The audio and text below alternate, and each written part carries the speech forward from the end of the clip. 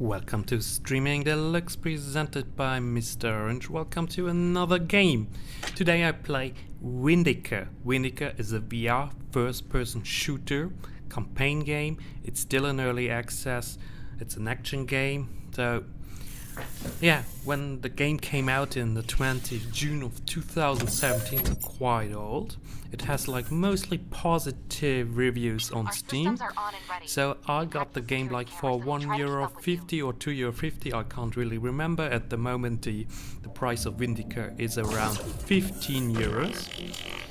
So it looks nice, the gameplay is nice, but also one major issue I have with the game is it does not have a snap turn. So you can't really turn quickly 90 degrees or 180 degrees into one direction. So that's really tiresome if you have to turn yourself when you're standing in the room scale, and then you have to turn your whole body around. So I don't like it as long as I don't have the wireless accessory for my HTC Vive. This is not going to be much fun, so therefore I prefer games like Fallout 4, Onward. I think Onward doesn't have it either, so but Pavlov has it, Fallout 4 has it, Skyrim VR has it. So snap turn is a very important part for me. So therefore it's something that was annoying me during my gameplay. But overall, let's be honest, it's nicely made. You see the developers, they put a lot of efforts into the game, so they're really interested to make not just another VR wave shooter, but also give the people a nice VR campaign solo experience. Therefore go check out this game, especially on the Steam page, or Here we go. get it when it's cheap on sale, so you can't do anything wrong. So I would say your price from up to €5 is definitely worth it. So you're going to have you're going to get out some of your money. So yeah, the levels seem to be very simple. You have different guns. You can have a machine gun, a pistol, you can have two machine guns at the same time. To holster the weapons is a bit difficult, so you reload when you put the weapon next to your holster. So the aiming is actually pretty well, so that works really good. A nice variety of enemies. So there are robots, there are some spider enemies, there are flying enemies. So yeah, it's definitely I have to say developers were putting effort into this, especially here. As you can see, the outside world, that looks really nice when you're in the VR game, and then you look around on the city, on the mountains, on the hills. So that really gives the game a nice good atmosphere, science fiction atmosphere, a bit comic science fiction atmosphere, but definitely worth the play. So if you're not bothered with snap turn, if you don't care about this, so then you should definitely look at this game a bit closer. So what other ways to move? There's the movement with two hands when you move them very fast, up and down, up and down. Then you can also move in this game. But I prefer the sliding over the touchpad. I think that's much more. I call it the onward style motion movement. So that's what I prefer the most. Yeah, as I said, though, the game has very positive reception. So a lot of people gave it a thumbs up on Steam. People that didn't like it, right? For example, it's just not an enjoyable game. Going into detail would require more effort than necessary. Okay, that's for example someone that doesn't like the game. Another person that does not like the game. Well, this was a snooze fest. I mean, the game mechanics are fine, locomotion is fine, shooting is fine, but really nothing revolutionary like the hype this game has received. I don't understand why there's so much ducking and dodging and action in the trailer. Just walk and shoot, the robots don't move, and don't worry, you can move in slow motion to dodge the slow motion projectiles coming at you. It's actually...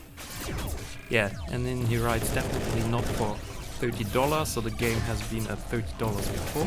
Game is still in early access, so I hope they're going to change some of the issues people are mentioning in the reviews. So he's not really the guy who just wrote this review. It's not completely wrong. It's not this super difficult dodging and ducking game. So dodging and ducking games. Sorry. So but yeah, I mean it's quite some nice action, but we have to look at those games also with regard to the overall development in VR, because nowadays the major VR titles develop very good recently. So if you look at the Non-Word, if you look at the Pavlov, or if you look at the Fallout 4, so that's really the upper high class, the must-have VR games. So those games are, let's say, are they worth now the 15 euros price tag? For me personally, no. I'm not going to play this game like for 15 hours. So for me it's important that I play a game at least every euro for 1 hour for every euro I paid. So yeah. But as I said, the game is not bad. So you can, if you like first-person bit comic style shooter for VR, so you check out this video. You will see the enemies, for example, the spider. It's maybe also a game that is more fun for younger customers, but I don't want to say now younger customers are more agile, so that's definitely not the case. So here you see I am putting away my my assault rifle. Now I'm taking a shotgun. So the shotgun was actually a bit a weird weapon. I didn't really like it a lot. So and I wanted to try to reload it here, as you can see. So but this doesn't work. So what I also don't like in the game is the climbing aspect. So some parts of the game you have to climb over some obstacles. So I was quite often falling down because I think my arms were not long enough as the developer expected normal average male or even female arm would be to climb from one obstacle from one part to another. So yeah, that's definitely something they have to change. So it's also not always clear where to shoot at. If, for example, I shoot at the pipes, but until I found out that I have to shoot at the pipes, I was just walking a bit really around. So here I did it. So, yeah, and then you have a combo system, as you can see. So for example, I have now a 5-time combo, so that's also cool. So you get more points, and then maybe that's also part of replayability. So why not checking it out? So combo system and VR FPS game is definitely also interesting. What is a bit annoying, on the other hand, are those little robots that are spitting constantly some green liquid into my face, and then it's really a bit weird because yeah, here you see the climbing mechanics. I have to climb up this court, so this time it works really nice. So it's a distraction from the shooting. It's a distraction from the shooting aspect, as I mentioned. So, but it doesn't mean it's so much fun. So as you can fall down quite often, you get maybe more frustrated than you enjoy it. So yeah, as I mentioned before, the outside world is really nice, and here I have to shoot on the very far on the other side some stuff. So the aiming actually works good. So I never had the feeling that I can't really aim at enemies. So yeah, is the game worth it?